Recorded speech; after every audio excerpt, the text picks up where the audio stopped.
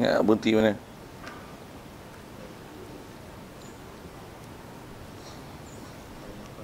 Yang fardu. Muka surat 6 kata musannif rahimahullah taala, dan keduanya sembahyang fardu tiap-tiap sehari semalam 5 waktu. Baik, insya-Allah kita nak sambung kitab kita ni. Kita nak sambung ni ialah rukun Islam. Yang pertama ialah mengucap kalimah syahadah, dengan apa kita bincang dulu. Apa makna Islam?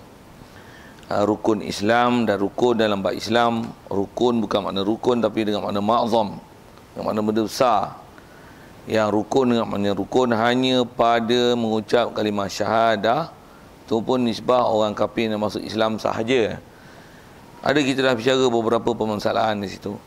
Jadi insya-Allah kita nak sambung ni rukun Islam yang kedua lah.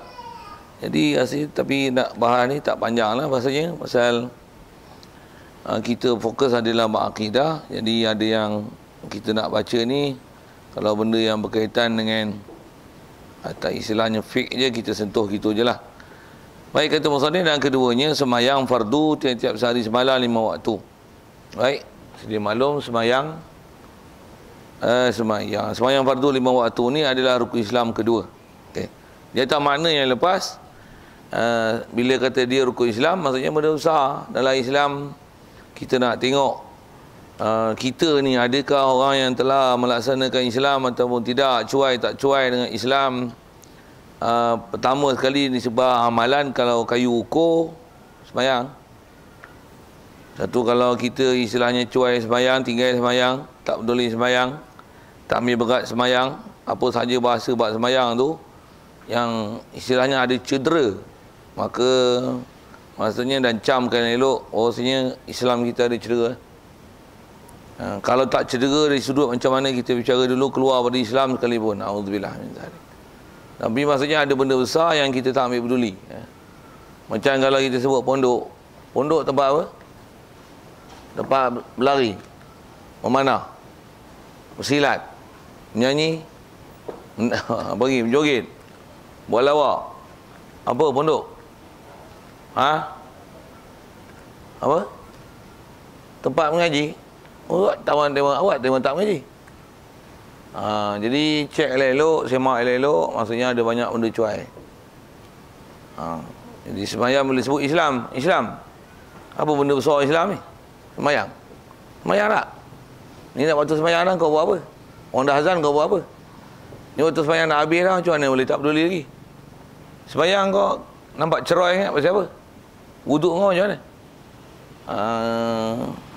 Apa saja yang berkaitan dengan sembahyang, bila ada benda istilahnya tak sempurna dan macam kita pemudah kan, jadi maksudnya mesti ada benda yang tak kena tu. Itu ialah kayu ukur untuk kita nilai diri kita. Di atas kita dah bicara lepas yang kata Islam ni, rukun Islam yang kedua adalah sembahyang. Memang tinggal sembahyang taklah jadi kafir dengan apa telah kita bicara lepas. Tapi sembahyang ialah benda besar atas penamaan Rasulullah, sehingga Rasulullah menamakan rukun, walaupun makna dia bukan nama rukun, tapi Rasulullah sebut dengan bunyal Islam ala khamsin. Kalau tengok dalam hadis ada disebut itu, Islam dibina di atas 5 perkara. Tu syahadah, lagi iqamis salah. Yang kedua kita bicara ni ialah dirikan sembahyang. Satu, kalau ada tak peduli dengan sembahyang, maksudnya kalau bahasa mudahnya sebut memang fasik, berdosa, zalim, orang yang termasuk bermudah-mudah dengan agama. Dan kita takut nanti dengan sebab dicuai dalam bab sembahyang, sampai tahap macam mana dah kita bicara dulu, kalau sampai dia menafikan wajibnya sembahyang, wajibnya solat itu pada diri dia, apatah lagi dipelekeh, diperolok, dipersenda, dipermain-mainkan solat, tak ada khilaf ulama mengatakan keluar pada Islam. Alhamdulillah. Jadi kita takutlah perkara-perkara itu berlaku. Jadi itu yang kat nimbah kita dah duduk tempat ilmu elok, mengaji elok. Apa yang sepatutnya kita kena belajar, wajib kena belajar. Baik. Jadi atas kita faham tu, asal dia sebut ialah sembahyang fardu setiap hari semalam 5 waktu. Siap. Selesai.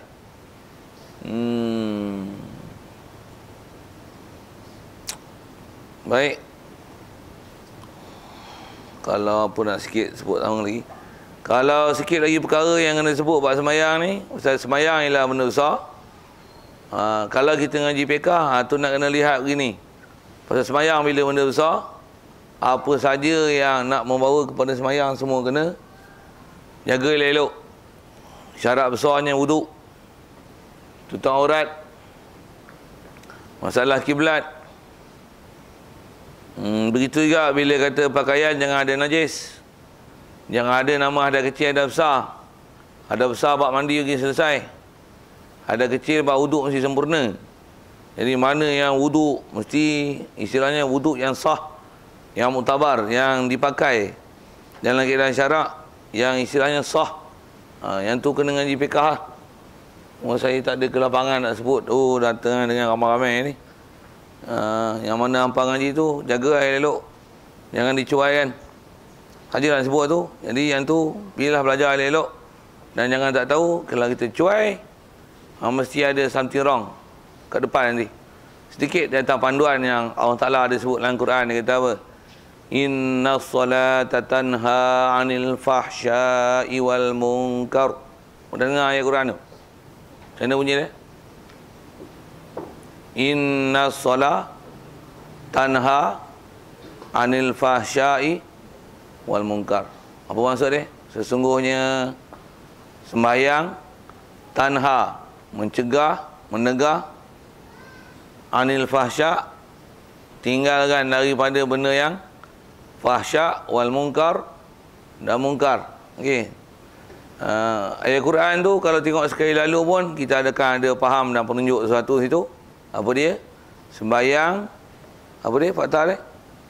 Mencegah munkar. Sembahyang mencegah munkar. Kalau sembahyang masih buat benda munkar, bahkan tak cegah, bahkan selamba je buat benda munkar, maksudnya kalau faham daripada sembahyang yang Allah Ta'ala sebut dengan inna lah tu, kalau kita belajar bahasa Arab, inna salah, inna mana apa? Inna sungguh. Apa makna sungguh? Memang betul je. Istilah sungguh ni maksudnya memang betul je. Memang tak ada raguan, tanpa syak. Memang betul lah semayang ni dia tanha anil fahsyak wal munkar, mencegah daripada benda fahsyak dan munkar. Tengok-tengok masih buat benda munkar. Apa faham? Apa faham? Tak faham? Hak ni kena belajar mikir sikit. Kalau kata makan nasi kenyang, memang makan nasi sepuyuk. Kenyang gila Tengok-tengok tak kenyang. Apa faham? Apa faham? Tak faham? Dia orang ni tidur ke apa ni? Makan nasi mesti kenyang ya. Makan sepuyuk. Makan sepuyuk kenyang gila Nak menyawa tak boleh. Tengok-tengok lapar. Apa faham? Mereka tak faham ayat macam tu. Dia orang ni teruk kau. Yang ni yang kalau kata hampa memang tak faham, nak kata macam ni bodoh. Boh gitu. Macam apa? Takkan tak boleh proses sikit pun. Jatuh bangunan 40 tingkat. Jatuh tingkat bangunan 40 tingkat, kedepuk jatuh, mapuhnya Mesti mapuh Tengok tak mapuh? Apa faham? Tak faham tak? Apa? Tak jatuh bangunan lah dah tak mati. Bila jatuh mati, tengok tak mati. Apa faham? Tak jatuh Makan nasi kenyang, tengok tak kenyang. Apa tu? Tak makan lah. Semayang ni, Ina sungguh lah semayang ni cegah benda munkar tau. Tengok-tengok masih buat lagi benda munkar. Tak naik mengaji, pontai mengaji, ngorak awet, duk meseng dengan jantan, buah pergi tu. Apa tu? Apa tu? Masih benda tak semayang ni. Ni duk semayang. Apa nak faham? Apa nak faham apa? Mesti ada sembahyang yang tak selesai. Sama ada tutup auratnya, sama ada tomak ninahnya, baik rukun kaulinya baca mungkin tak sampai tahap mesti didengari oleh orang yang sembahyang. Mungkin wuduknya tak sempurna.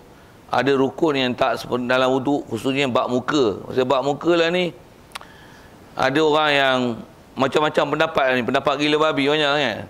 Babak wuduk ni pun. Kalau main nak korban tu, buat korban. Ni ada pendapat gila babi dalam bab ambil wuduk ni. Lagi sebut apa dia gila babi sikit. Sebut tang kata mesti ada bab wuduk tak sempurna. Lagi apa? Mungkin air yang dipakai tak menepati takrif. Lagi Allahumma salli ala sayyidina. Ataupun basuh kecing tak sempurna, ataupun pakaian ada mengecik najis yang walaupun semayang, rupa je semayang, tapi hukum hakikat sebenarnya tak semayang. Tu sebab tak boleh cegah mungkar. Tu sebab tak boleh mencegah mungkar. Macam mana kita kata handset, dia tengok bateri weak. Oh, bateri dia kau ni. Oh tu. Kalau tak kau, bateri lemah ni, kena cah ni, cah. Kalau cah macam mana? Mesti bateri molek tak, betul tak? Mesti ada bateri molek tak? Cah pun baru. Beli berapa? RM300. Charger je. Okey. Cah. 2 hari cah. Bateri tak naik tu bakar habis kau terus. Pasal apa? Tak masuk cah. Charger pun rosak kot. Charger elok. RM300 charger. Apa faham? Jawab. Bateri rosak. Takkan tu tak faham. Ini sama lah. Quran kata apa? Inna solata tanha anil fahsya'i wal munkar. Sembahyang ni mencegah perbuatan fahsyak dan munkar. Tapi dia buat benda munkar juga. Tengok munkar tu macam-macam lah munkar. Tu yang kita kena belajar, yang kena faham tu apa dia yang nama munkar. Pasal kita duk sangka munkar ni main judi, isap dadah, duk sangka tu je munkar. Banyak benda munkar. Antara munkar apa? Suasana kita yang begitu mudah nak faham benda munkar. Duk tempat mengaji, tak mengaji, munkar. Buka sekolah, tak main sekolah, munkar. Munkar tu, itu sekolah. Tambah pula duk pondok. Duk pondok, nak kata balik rumah, tak balik rumah. Balik rumah, malas pasal nak khidmat dengan mak pak. Tu duk kat pondok, duk pondok, tak balik rumah, kok mengaji lah. Tapi tak ngaji, munkar. Duk pondok pun nak kata ngaji ustaz mak ajar Arab tak faham. Saya nak ajar hak Jawi, nak ngaji hak Jawi. Ngaji tak Jawi pun tak naik, munkar. Kata ngaji ustaz ni tak faham. Ngaji dengan aku ajak bagi faham, gila pun tak mau naik, munkar. Munkar.